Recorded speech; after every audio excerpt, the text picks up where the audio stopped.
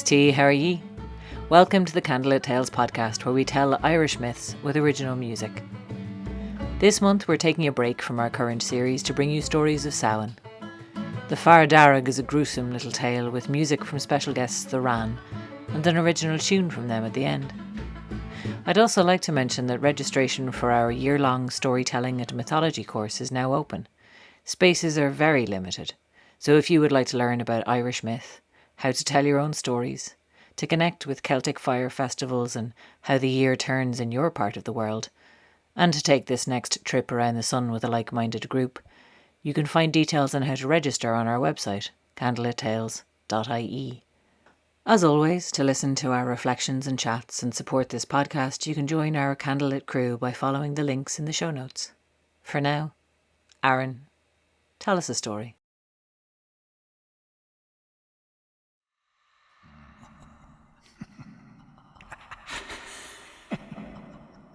Beware, beware the promise of this time of year. You may get what you ask for, but pay a heavy price.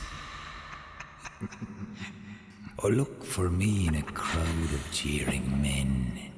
Encouraging them I'll be, boiling their blood, putting mischief in their minds. Cat calls and lurking hands. I'm the man behind the mask.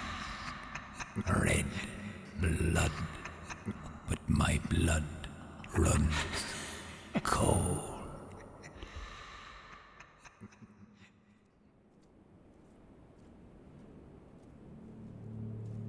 Fado, or maybe not so long ago, there was a man in Munster walking down in and around the fairy groves. He found his way there because he was one of many. He came from the clan O'Dasunigs, many of them 11 in total, all children with gifts of music, speech and sweet voice. They came from Cork, of course, the high, sweet, lilting voices, speaking and singing at the same time. He sang his way across the Portlarga, and he met a woman there and settled, but he found himself uprooted and without his clan. Usually there was so many of them, and as the veil grew thin and the darkness set in, after the equinox things felt unbalanced. The darker hours growing, the light seeming to fade, and Rory O'Dasunig was on his own once again. He was working in the local mill, but it wasn't bringing him much of a thrill, so he went out walking this night, missing his family, missing his home, missing the music. But he went a strange sort of a way. He found himself behind a she-mound with large rocks up upon it. He wondered at it as he climbed and scurried over and suddenly tripped and fell and felt the ground beneath him move. As he fell down onto the ground, a huge boulder landed on his leg. Screaming in agony, Rory looked around himself, wondering how he could ever get away. But he was trapped. The pain was insufferable. He was stuck. He tried to pull, but it made it worse. He could feel his bones crushed into the ground. Had he come at this time with the moon big and bright to simply get left there? The sound of the wind howling around. Why had he walked so far, he wondered? Why had he come up to this strange she-mound? What had possessed him at all? Had he no sense, he thought? He was looking and no one was around, so he screamed. He opened his lungs and he bellowed and he begged for help. Anyone? Is anyone there? Help me, help! I'll do anything, please, for the love of God, please help me. He screamed and screamed and No one was coming and his voice was running dry. Anything. I'd give anything, please. What's that? What would you give for a hand and a help of this? He heard the voice and he turned, not quite being able to see who he was talking to. A man standing behind him. Please, he said, please, can you get this off me? I'll give you anything you want. Oh, just get this rock off me. I can't. It's crushing my leg. Anything? What's your most prized possession? I'll give you anything you want. Money, gold, riches, whatever you want. Whatever it is, I'll give it to you. Just help me. What's your most prized possession? I'll take half of that, thanks very much. You can take it, yes, fine. Whatever you want. Half of my most prized. You said it, there you go. And suddenly, he felt the weight lift and move. A man with... Was he red-faced?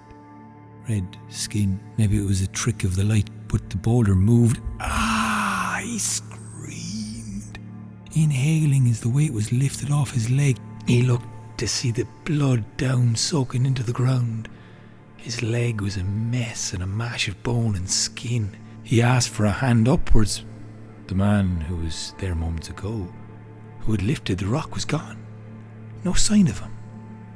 Had he imagined it? He twisted and turned to look, but the pain reminded him again of this terrible injury he sustained.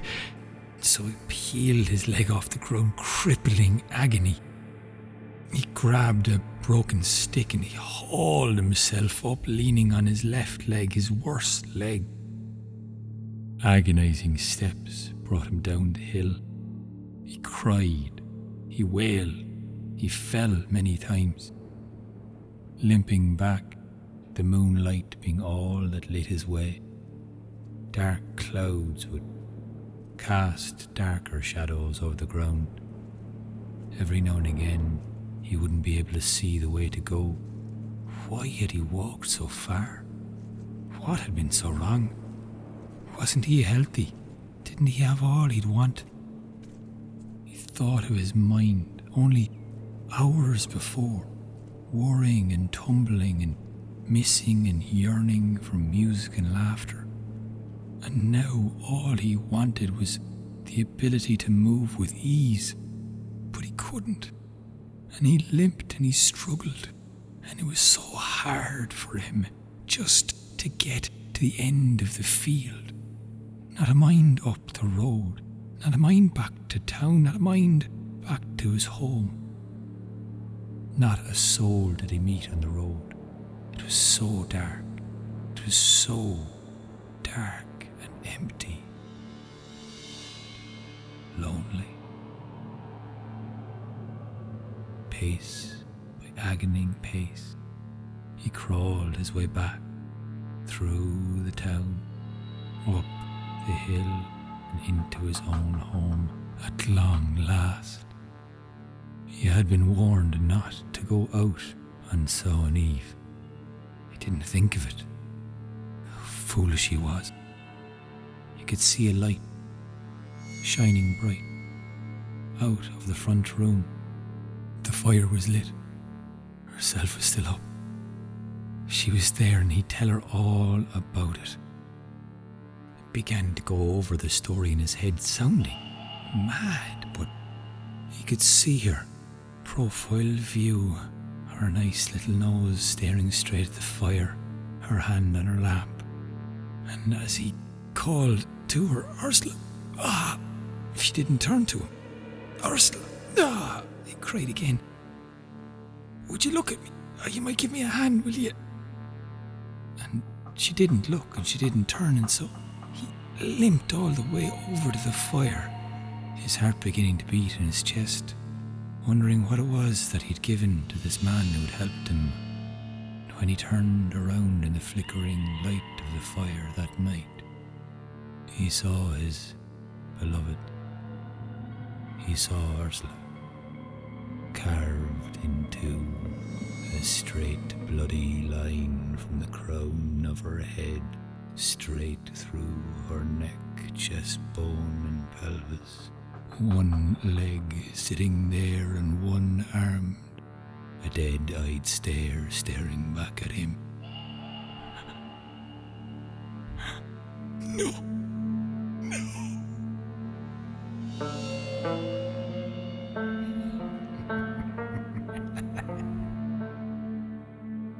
for me and I'll be there, behind the fire with a grin and a stare.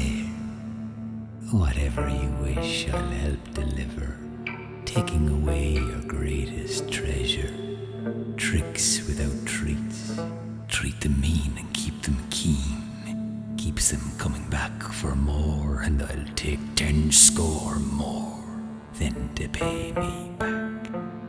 Beyond the veil, but not forgotten, you've taken the soil, but under a hill we toil, and retain we still remain, with the harsher ways of old, penance for prosperity. If I suffered once, I'll not wait and watch thee having glee and fun. Battered and broken all hearts must be, so look and you will see on Fear Dearg, my shadow casting